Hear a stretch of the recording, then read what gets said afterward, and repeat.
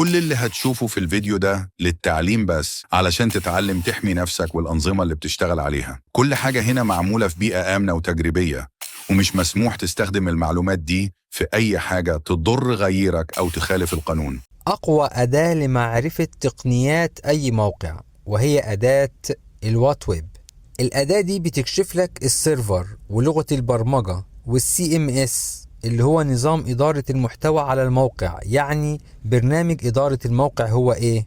يعني برنامج جاهز كده بيخليك تعمل موقع بسهولة بدون ما تثبت أكواد كتير. الحماية اللي على الموقع، إضافات الموقع، يعني بتعرف بيها التكنولوجيا اللي الموقع مبني عليها. يعني الأداة دي بنستخدمها في مرحلة الريكون اللي هي مرحلة جمع البيانات. فلازم نعرف الموقع ده معمول من إيه؟ هل هو وورد بريس ولا PHP ولا كلاود فلير؟ الوورد بريس ده نظام إدارة محتوى، يعني برنامج جاهز بيخليك تعمل موقع بسهولة بدون ما تحتاج أكواد كتير. المواقع اللي بتستخدمه هي مواقع الأخبار، المدونات، مواقع الشركات.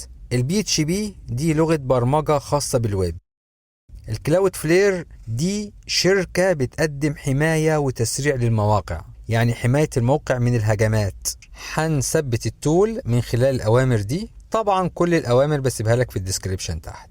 عشان نفحص الموقع بنستخدم الكوماند ده وات ويب، وبكتب هنا اسم الموقع. ايه النتيجة اللي ظهرت دي؟ اسهل حاجة ان انا اخد النتيجة دي وادخلها على شات جي بي تي وهو يقول لي الخلاصة بتاعتها. فشات جي بي تي بيقول لي ان الموقع ده استقبل الطلب بتاعك بنجاح. السيرفر بيسمح بجلب الصفحة والمحتوى، يعني ممكن احصل انا على الصفحة والمحتوى. جلب الهيدر بدون المحتوى، يعني ممكن احصل على الهيدر بدون المحتوى بتاعه. ايه هو هيدر الموقع؟ دي معلومات اضافية بيتبادلها المتصفح مع السيرفر قبل ما يعرض الصفحة. يعني ببساطة دي رسائل تعريف بتتم ما بين المتصفح والسيرفر قبل ما الصفحة تظهر. يعني انت لما تيجي تفتح موقع بتدخل على المتصفح وليكن مثلا الكروم وبتكتب اسم الموقع، فايه اللي بيحصل؟ الكروم بيبعت للسيرفر طلب. الطلب ده بيكون فيه الهيدر والبادي. الهيدر ده طلب فتح الصفحة، والبادي ده المحتوى. فالكروم بيبعت للسيرفر الطلب ان هو عايز يفتح الصفحة دي.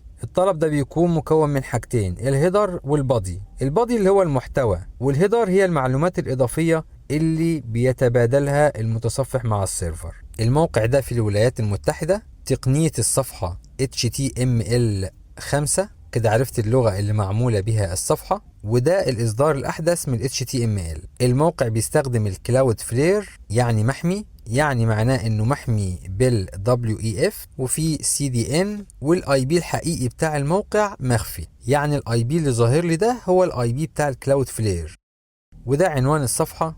دي الهيدرز الخاصة بالكلاود فليرز، والهيدر هي المعلومات الإضافية اللي بيتبادلها المتصفح مع السيرفر. ودي الخلاصة.